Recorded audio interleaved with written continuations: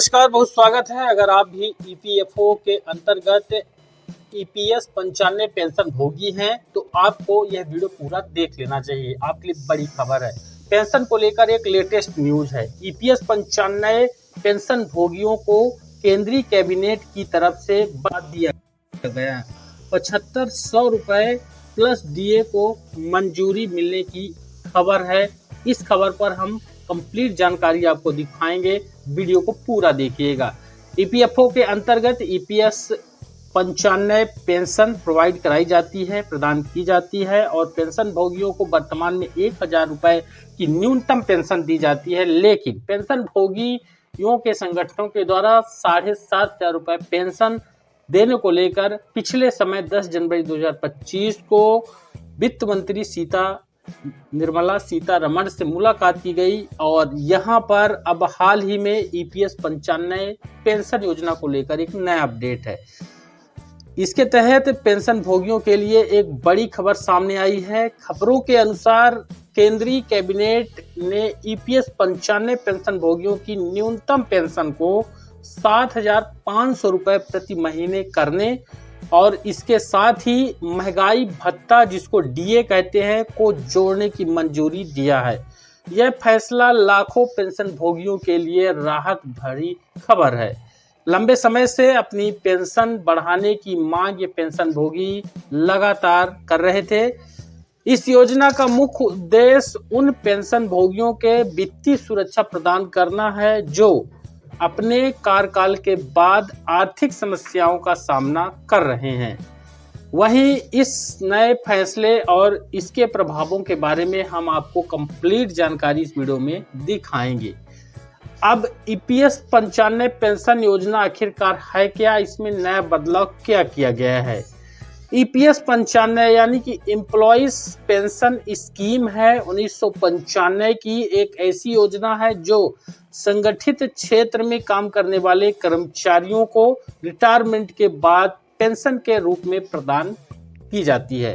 हाल ही में सरकार ने इस योजना में कुछ महत्वपूर्ण बदलाव किए हैं, जिनमें से न्यूनतम पेंशन की राशि को 7500 रुपये प्रति महीने तक बढ़ाने और इसके साथ ही डीए डियरनेस अलावेंस को जोड़ने का भी प्रस्ताव शामिल किया गया है।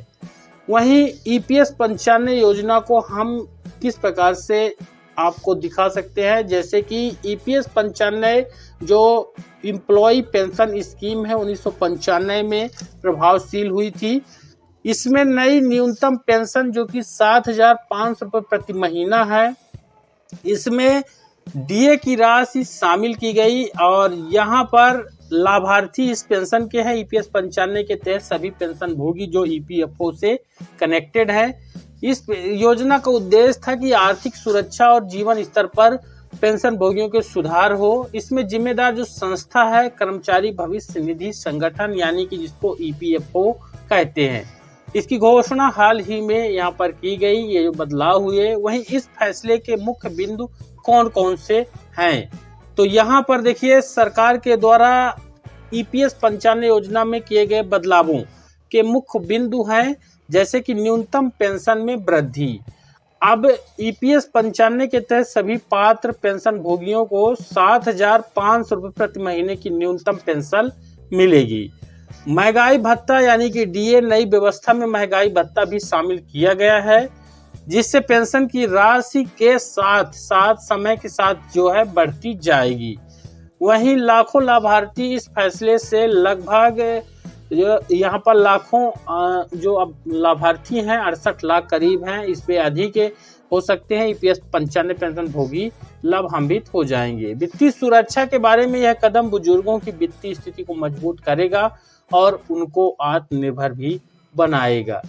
वहीं ईपीएस 95 योजना में बदलाव क्यों जरूरी था, क्योंकि ये लंबे समय से यहाँ पर 1000 की वर्तमान पेंशन के रूप में गुजारा कर रहे थे। अब ईपीएस 95 योजना के तहत पहले न्यूनतम पेंशन राशि बहुत कम थी, जिससे लाभार्थी को अपने दैनिक खर्चों को पूरा करने में कठिनाई होती थी। कई बार यह मुद्दा संसद और अन्य मंचों पर उठाया गया अब यहाँ पर जो समस्याएं होती थी, जैसे कि न्यूनतम पेंशन की राशि जो है वो केवल 1,000 रुपए प्रति महीने के हिसाब से इनको दी जाती थी, जो आज की महंगाई के हिसाब से अपर्याप्त थी। महंगाई भत्ता यानी कि डीए का अभाव था, जिससे समय के साथ पेंशन की राशि स्थिर रहती थी। अगर डीए में यहाँ पर प्रोवाइड कराया जाता तो डीए बढ़ता महंगाई के हिसाब से और पेंशन भी बढ़ जाती। अब बुजुर्गों की आर्थिक स्थिति कमजोर हो रही थी, इसको देखते हुए ये फैसला लिया गया।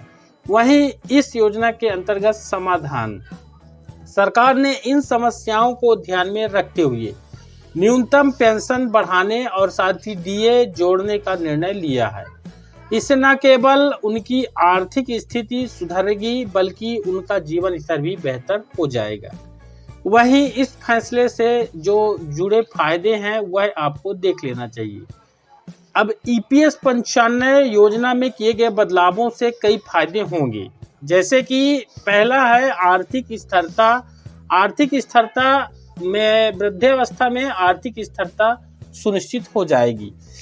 अब महंगाई से राहत मिलेगा। डीए जोड़ने से महंगाई का जो असर है वह कम हो जाएगा। जीवन स्तर सुधर जाएगा, बुजुर्गों का जीवन स्तर बेहतर होगा।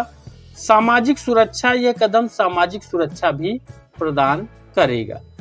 अब ईपीएस 95 योजना, इसमें पात्रता और आवेदन की प्रक्रिया क्या रहती है? अगर आप ईपीएस 95 योजना का लाभ उठाना चाहते हैं तो नीचे दी गई जानकारी आपके लिए उपयोगी साबित होगी।